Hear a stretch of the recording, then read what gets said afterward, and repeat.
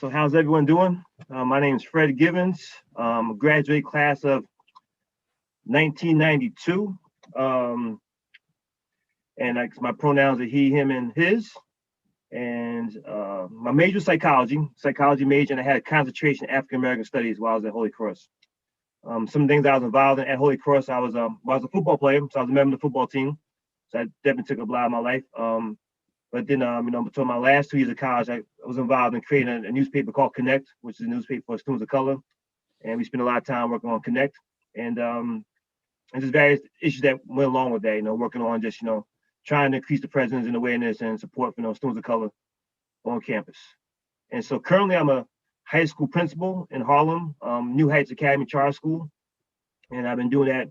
I've been in education since I left Holy Cross. It definitely wasn't what I planned to be when I left high school. Never thought I'd get an education, but here I am almost 30 years later. So high school principal here in New York City, Harlem. And I live in Teaneck, New Jersey. Oh, and the fun thing, what's the question again? I'm sorry. Yeah, it's something that has been bringing you joy lately. Sure. And someone has a question. We're in Harlem. I'm on Amsterdam Avenue between 148 and 149. And so what brings joy, I'll say two things. One is that what brings joy is that I have dinner with my wife every night. I have 3 children. They're all, one's 30 and the other 2 in college right now. And so, literally since I was 14, playing sports and then traveling to school away from home, I was never at home during dinner time. Even when I was 14 years old, I was at home at 8 o'clock, 8:30 at night. So sitting down at 6 o'clock, eating dinner every night, my wife has been a unanticipated joy. It's just simple pleasure in life that's been fun. And literally never had that in my adult life. So that's my joy. Thanks, Fred. Okay, Darrell Byers, class of 83. My pronouns are he, him, and his. I was involved in a lot of stuff when I was at Holy Cross. Probably the most note where I spent the most time was working in Kimball. Started working, became a captain, then became a supervisor, probably working 20, 30 hours a week in Kimball. But I really got involved in a lot of clubs. I sang in choir during my time at Holy Cross, played rugby, the BSU, 1843 Club, which was the club that bought the concerts to Holy Cross, and all the intramural sports, basketball, football, and baseball. Softball. Yeah. So that's what I did during my time at Holy Cross. Just really, I'm a person who just gets involved in a lot of things, and that continues. Right now, I am the CEO of an organization called In the Rise, and we work with minority-owned small businesses across the country, training them to help them grow. We have about 1,000 businesses that graduate from our program, 7-month program, on an annual basis. And what brings me joy now, much like Fred had mentioned, home every night for dinner, which is a rarity. I live on a plane when there isn't a pandemic going on. So just to spend time with my family. My son is 20 years old. He's at the University of Arizona. We decided not to send him back because it seemed to us that Arizona really wasn't paying attention to what was going on with the pandemic. So he's sort of taking this semester off, and we'll be back. And, the learning virtually just isn't for him. But really getting to spend some additional time with him, which has been interesting. To say the least, but very enjoyable. So, just really, we're going to spend more and more time together.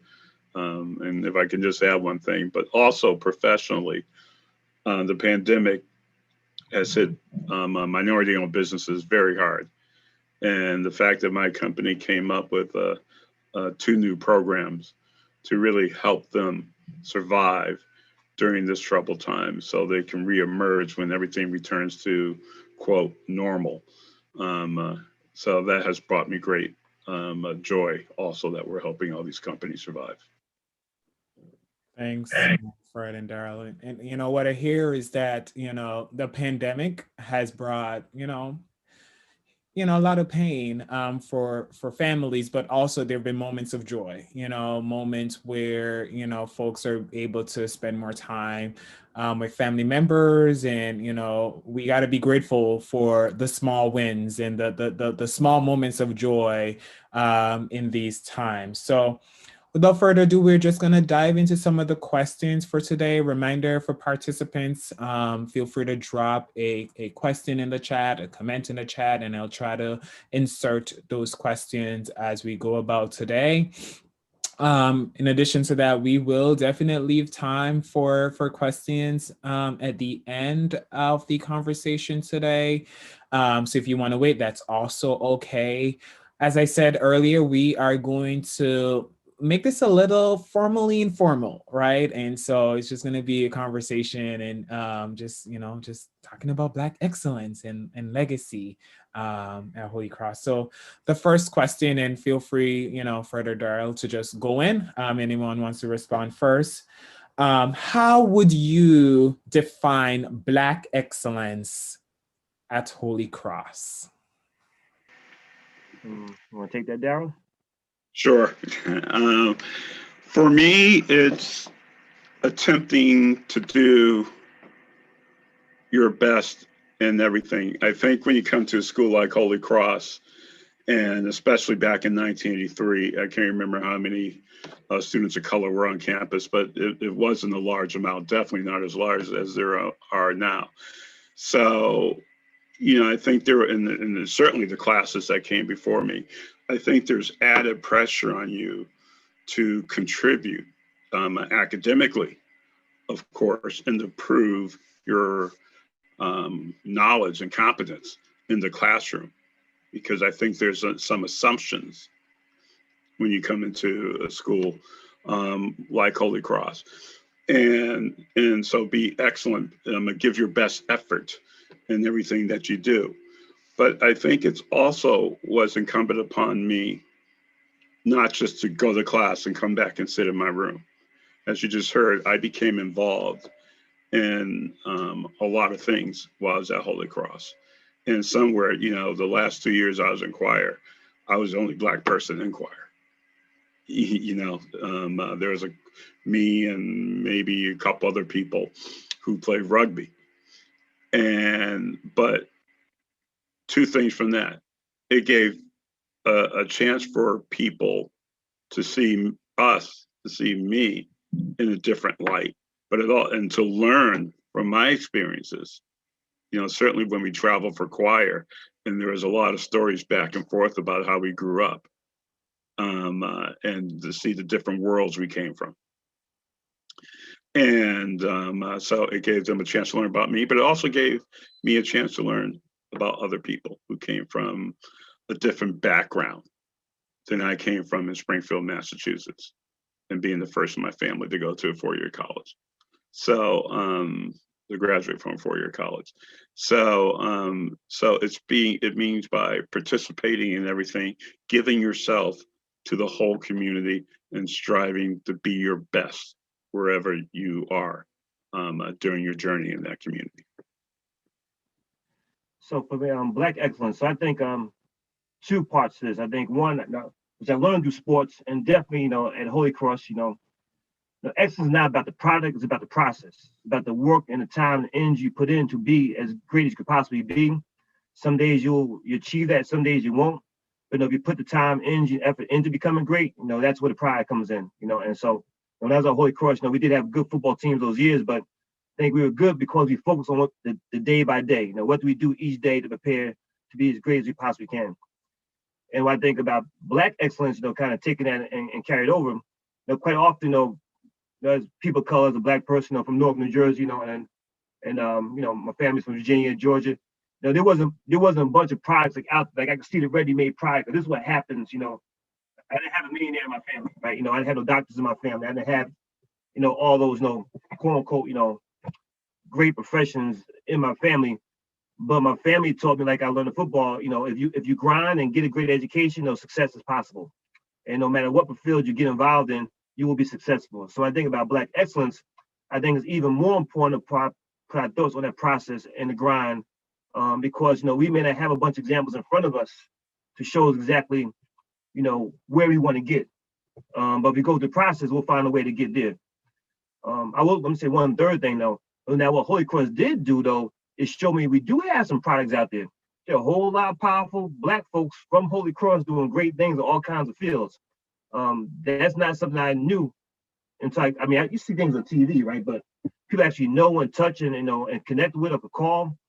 Holy Cross produces a lot of Black excellence. I think if you make it through Holy Cross, that alone is an accomplishment. And so there are great models for Blacks coming out of Holy Cross that I didn't realize when I went there, but I definitely realized each year since I've graduated how much is out there for us to look at. Thank you both for that. And what I heard was, it's not about the product, right? And it's about the process, and which needs to be acknowledged. And also, just by being a student at Holy Cross is already exuding Black excellence, right?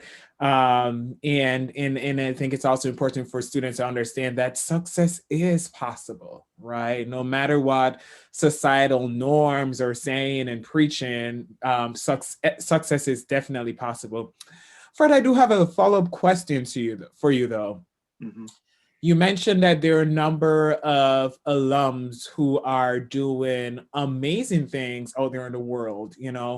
What can, as an institution, as Holy Cross, what are some things that we can do more to sort of help students to become more aware of these notable Black alums who are making significant contributions in their fields? Or if you want to chime into Darrell, it's also okay. You can go for it too. Well, one of the other joys that's occurred in the pandemic is my reconnect with Holy Cross, right? And in multiple ways across multiple generations. So the newspaper I mentioned that we created when I was at Holy Cross called Connect. In the next month we're going to relaunch that. Not exactly, not Holy Cross not paying for it, but we will relaunch it. We'll use Holy Cross resources to help spread the word. And part of that issue will be Black excellence. We're going to, each issue feature not just one or two, but, many people of color that are doing great things in the world, right? So Bob Deshay, many people don't know that name, but he was one of the people with Art Martin that did that whole situation that happened back in the 70s, right? But his name is not as notable. He's going to be featured in Connect. So I think, we are looking to, use our resources through Connect and relaunch that to get the word out about how many things, have happened over the years, and it's excellence all over the place. So that's the initiative I'm working on now, and hopefully by the first week of March, it won't be a print newspaper like it used to be. It'll be, I'm not the best tech person. I'm gonna say a website, but something a little different than a website that will be used a digital format, to put the word out. So that's what we're working on. And I know there are several people at Holy Cross that knows about what we're doing, and hopefully soon it won't be an idea, it'll be actually reality. Awesome. That sounds like an amazing project. Darrell, I see you're about to say something. Go for it. Yeah, I just think the way the college highlights some of the work that people have done since they left Holy Cross, and it doesn't necessarily mean, yes, you want to point out who's done well in the corporate world, but you want to point out the great work that people do every day. Fred's a principal, Ron Lawson and the work he does with homelessness, and I think the podcast on Mission has gone a great way in helping elevate that. Of course, the more stories you see in the alumni magazine and so on will also help. But, I think that when the university, when I went to the 50th anniversary of the BSU a couple of years ago, and there were people that I hadn't seen since graduation day or before if they graduate ahead of me. But the conversations that started taking place and the follow-up conversations that started taking place, and you've seen people come together personally, but you actually seen the people come together to help each other in the business world too. And I think some of those things need to be brought forward and highlighted, because you often see that. I mean, that's one of the great things when I came to Holy Cross. Once you graduate from Holy Cross, which was known if you're white, once you graduate from Holy Cross, there's a certain brotherhood, if you will, personhood, I should say. But as I also continue to say, once you graduate from Holy Cross, black or white, you become part of the club. And I've walked into situations where, or met people, and let's say they are completely different from me. They're white, they may be ultra conservative, what have you. The minute they hear you're from Holy Cross, they want to help you if they graduate from Holy Cross. So I think we need just to highlight more of those relationships that have occurred after we left. Or I think of one of my friends who graduated with me and all the mentoring that he's doing on campus. He's doing amazing stuff with current students. And some of those things need to be highlighted. Taking notes. I appreciate you sharing that. Next question. With excellence and legacy in mind, what stories would you like to share with folks joining us today? Also, we're recording this and we hope to share with students, but what stories would you like to share? I know. You mean like stories of when we were on the hill back at Holy Cross, things we experienced or involved in? Yeah, just any story that you think will be meaningful, especially for students and also for just the campus community in general, in terms of excellence and legacy, or anything that you did during your time while you were at Holy Cross. Well, I'll say so Greg McNeil and Eugene McCarthy, those two people they had a powerful impact on my life at Holy Cross, and so, again, I came as a football player, so I just thought about football for a long time, right? But as I got to know professors and be involved in classes and got to know them, they kind of pushed me in different ways. So I'll give you an example of how it helped me personally, but hopefully helped the school. Well, I guess it did help the school too. So I took B.E. McCarthy's, African American literature class, and he pushed me, and I had a great experience with him. So I always took his classes. Even I didn't take his class, I went back to him to ask for help for my papers. But there was a point my junior year, I believe it was, Professor Cohn, James Cohn, I think he's now at Harvard, I believe now. I see him on TV from time to time. He was at Holy Cross. I think he was in the last year of his PhD, about to get his dissertation, and they were gonna let him go. And so Greg McNeil had a way of, I don't know, finding people, at least me, to get into office without knowing why I'm coming to office. And she basically says to me, Professor Cohn's not being rehired. I said, oh yeah, I heard that. And she kind of looked at me and said, so what you gonna do about it? Like, what you mean what I'm gonna do about it? My job. And she kind of, get a look, so what you gonna do about it? So I said, all right. So I went around and got a petition to keep, Professor Cohn. I brought it back to her and I said, and it's like a day or two before going home. Exams almost over. I was getting ready to pack my bags to go home. This is June or May, whatever time we left school at Holy Cross. And she said, you can't use the petition. I said, why not? There's only black names on here. There's more than black people on campus. You need some other people besides black people on the petition. So now I'm getting a little irritated because I'm trying to go home. So I go back out and I get a whole bunch more, signatures and said, okay, this is good. But you're gonna sign, you're gonna say that you created this. You see the grammatical mistakes in the first paragraph. I was like, oh, now she really got me upset. No, I didn't even plan to do this. So while I'm driving home, because I had to leave campus, get kicked off the campus at a certain time in Jersey, fixing it up, bringing it back to Father Brooks, who's the president at the time, and I gave him a letter. And, we got Professor Cohn back, and he wrote me a letter saying, thank you, basically, helping get the job back, but that was a kind of a big moment, Holy Cross, unexpected. But Greg McNeil, Eugene McCarthy, those guys, they're always around pushing us. And I think, students on campus have those people that are there that they really could, lean on. And for that matter, those people on campus that they can lean on students together. That's how you move the campus in the right direction. And so that's a legacy story from legacies that pushed me. Yeah, for me, it's very personal. Well, not very personal, but when I started at Holy Cross, every other school I applied to as an engineering major, and I came in at Holy Cross as a history major. And I remember, you show up for orientation, and Professor Ireland, English teacher, was speaking, and for me, I avoided writing because, numbers I knew. And he said, I remember he said, you should seek out courses that expose your weakness. So if you're not a good writer, seek out those courses that requires writing, because you're trying to prepare yourself for when you leave Holy Cross. So, next thing, I'm taking philosophy courses. I'm challenging myself. I didn't even know what a philosophy course was until I walked into Holy Cross. I'm writing 16 to 20 papers a semester. And the second person I would say would be Professor Vanicelli, who passed away very young. And he was a history professor. And there was at one point where maybe I wasn't really giving it my best. And one of the things I appreciate about Holy Cross is how small it was and the individual relationships you have with those professors. And him asked me to come to his office and look at me and go, "What are you doing?" What are you doing? You're better than this.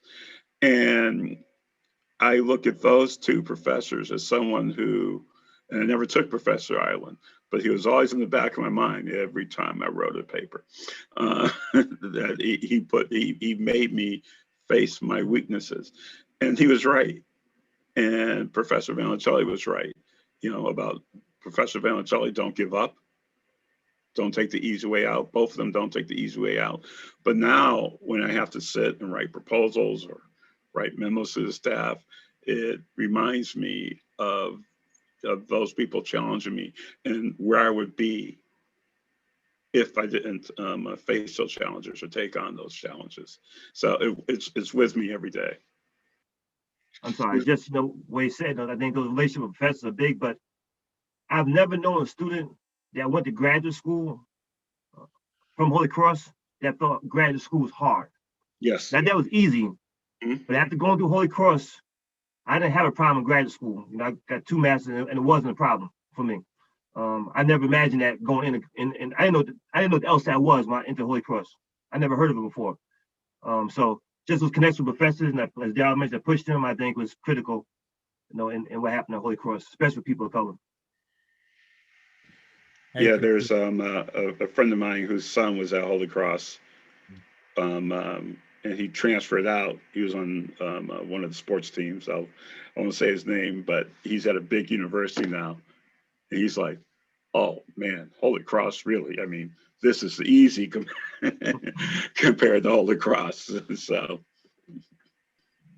I love both, the stories that you both shared in terms of, just the folks that were in your corners and the folks that challenged you both, and how important those individuals are in students' lives, and professors that care so deeply about students' future and upliftment and growth and development. And every time I hear these stories about Black excellence, I think people always talk about the folks who were there for them, right? And the folks who challenged them. And, I hope for students that they understand that the work might be hard now, but when you're off to graduate school, you're going to appreciate the struggles and the challenges and the academic rigor that you got for Holy Cross, because it definitely will prepare you for what's next.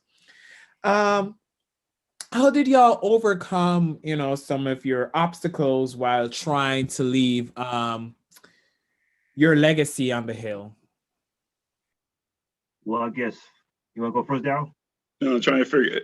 I was like, I asked you to rephrase the question. I'm just having a little trouble quite understanding. Yeah. So, you talk about some of these pivotal moments that you had on the Hill, the rugby team, the choir, things like that. Mm-hmm. And I'm sure y'all, may have encountered some obstacles, right? Oh, yeah. So how did you go about overcoming some of these obstacles while trying to leave your legacy, on the Hill? So my obstacle is I wasn't academically prepared for Holy Cross. And when I say that, I didn't come in school with bad grades. I had all A's and B's, in high school.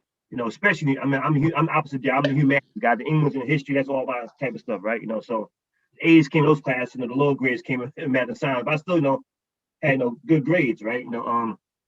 But I didn't go to high school where the good grade actually meant high quality work, which I did not know until I got the Holy Cross, right? So I knew I played around from time to time, but what hit me once I stopped playing around, I was still getting low grades. And so, my story is, at Holy Cross, I had under 2.0 or over 3.0. I never had nothing in the middle. I started with the 1.9 and then got the 3.0s and higher. But it took me a little while to figure out what Holy Cross really wanted, and I got a lot of feedback, like I had great ideas, but they're not organized. And as you know, every class, Holy Cross, even math class, you got to write something, right? And so I just wasn't prepared academically. And so when I had to humble myself and ask for help, that was it. In my mind, people ask for help. They were the ones that were trying to cheat, they're trying to get over, they weren't working hard, but the ask for help was my key. And then at Holy Cross, it's important to ask the right people for help. That's kind of what Greg McNeil, Eugene McCarthy, even though Dr. Toto was there, kind of really got more involved in my life, because I did ask for help. I thought that was not what smart people did, and I realized that all these kids in these little study groups are the kids with the highest GPAs, which I didn't understand going to Holy Cross. So that was my hurdle. I wasn't prepared academically. And then once I reached out for help, kind of humbled myself. And also, the truth is, I didn't want to be seen as that black athlete that was dumb either. And I have to admit that, especially to somebody who's white, to be honest with you, that was, and Eugene McCarthy, I never thought I love that man to death, and never thought he was, for those that know him, he's bald-headed, as about as bland as you could possibly bland a white man could be. But that's my uncle's, that's my everything, right? So I never thought I would connect with a white man like that, so yeah, I had to humble myself. I was a little bit embarrassed, a little bit ashamed, I wasn't a kid that came to college with bad grades, that got over in football. I thought I was ready, and I wasn't. So that was my obstacle. Yeah, I would say a couple of things. Quite similar to Fred, where I received, good grades in high school. And there is a person who graduated the year before me who talked me into looking at Holy Cross and applying to Holy Cross. And he was a year ahead of me and was at Holy Cross and said, I found your school. And, from what was considered the best public high school in Springfield. And, there was 8 people from my class that went to Dartmouth, so, it was a very competitive class. But when I got to Holy Cross, I just found it was at a whole different level. And how I really was going to have to put in more time. I necessarily wasn't the type of person that went to professors for extra help, but definitely would go to my classmates. Back, I don't know if it was still there when Fred was there, but that's when they still had the black corridor on Healy 1 at Holy Cross. And it was amazing how I think the classmates in the years over me would really sit down and go, look, I'm going to help you with philosophy. Because, there's one guy who was a philosophy major. They were all there to come to us and help us grow. But, it was also because I was such such an external person, such a social being, to really join choir and to join rugby. And to hear some of the things that were being said in those moments on the rugby team or stuff like that about people of color. And going, I'm not going to take the easy way out. I'm not going to stop playing rugby, or because I was the only black person in choir, that I was going to leave choir. I took that more as a challenge for me to continue. And to keep on going. And once again, as I said earlier, to discover new things. And even when they had small parts where, okay, only these 10 people will sing in this part, and they'd be, okay, Darrell, you're one of them. And I'd be like, okay, that's right, that's me there. So it just made me try harder academically and socially. Nice. I love the part, everything that y'all shared, and the need to, I think a lot of times students are so afraid to ask questions, right? Because they don't want to be that student, or they don't think that other students are actually reaching out for help, right? And I think that is like really, really important, that it's okay to seek out the resources and ask for help, because people are ready to help you at the college, and make sure that you're moving from this place of trying to survive to a place of thriving on the hill. Right now, we're going to open it up to, questions from folks. And I have one question that I've received so far. So feel free, if any, for folks who are joining us, if you want to ask a question, just drop it in the chat box, and we will continue the conversation. So question is, do you both have peers or folks who you'd like to highlight that really made a difference in your lives, in the lives of others who are older or younger than you? And this could be during your time on the hill, or just in your own personal lives off the hill. But yeah, are there any individuals who y'all would like to highlight, folks who made an impact on your lives? I know you all spoke about a couple few at Holy Cross, but even just now in your current lives. For me, I always reference this a person. I did it in this article that was written about me in the Boston Business Journal. But my third grade teacher, Mrs. Fleming, and I was one of the few people of color in her classroom. And when I went into her classroom, I was in remedial reading. And I just remember going, wow, how is that? And I remember after a month, she moved me up. Then after another month, she moved me up to the top group. And that just always has stayed with me, about how she believed in me, how she saw something in me, and how she elevated me. And that always sent a message to me through the rest of my career, through the rest of my journey, how you should always try, you will be rewarded if you give your best. So actually, her son ended up graduating from high school with me. I'm still in touch with him. But he always says that my mother still talks about you as her favorite student. So I can't, I feel, and of course, my parents, but after my parents, it's Mrs. Fleming. Yeah, same. I mean, again, of course, my parents, but just kind of connect my parents. These are things I found after I graduated. I found out my mother called the Greg McNeil up when my grades were low, or she called my mother, one other. That's probably why I got in B.E. McCarthy's class, which I didn't know until maybe 4 or 5 years after I graduated. So she clearly had influence. And I found out after I graduated, my father called my football coach and had a conversation. And so my parents were a big part of my life. They connected to Holy Cross and got support.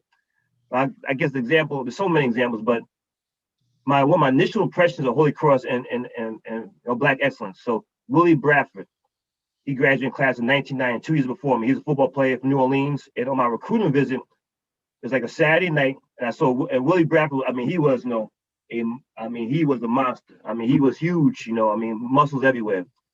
And it was in Carlin before Carlin became Sweet. So that's probably like Darrell, just a regular dorm. And I saw him sitting in the chair like Saturday night, but getting ready to go out some type of party. He was sitting in the chair, like literally like just a pair of shorts on, muscles everywhere, get his hair cut, and he's reading a book. All around him, people like running around, drinking, partying, and he was reading a book. And then later on that night, he went out with us, hung out with us, and danced and had fun. But it just struck me like this is a true scholar athlete. Like he's reading a book, preparing for class, and he's one of the biggest human beings I ever saw in my life. And so I said, so this is what it means to come to Holy Cross. And that's what I do want to be like that, And so now I can reach out to him if you want, but Willie's now an engineer. He went to LSU for graduate school. He oil rigs. He does all kinds. He spends half his life in I never say his country's name right, to Turkestan. I know I said it wrong. But I mean, he's just doing amazing things. A very spiritual guy, but he's the same guy that party, hung out, acted fool, but he always has academics together too. So he was somebody I looked up to from the day I got the Holy Cross. Thanks, Fred. We're probably going to have to be in touch with you so we can get Willie to join us for one of these sessions or just in front of students. Sounds like an amazing student, right? During his time at Holy Cross, but also doing amazing things out there in the world. One of the questions as we, start to inch closer towards wrapping up,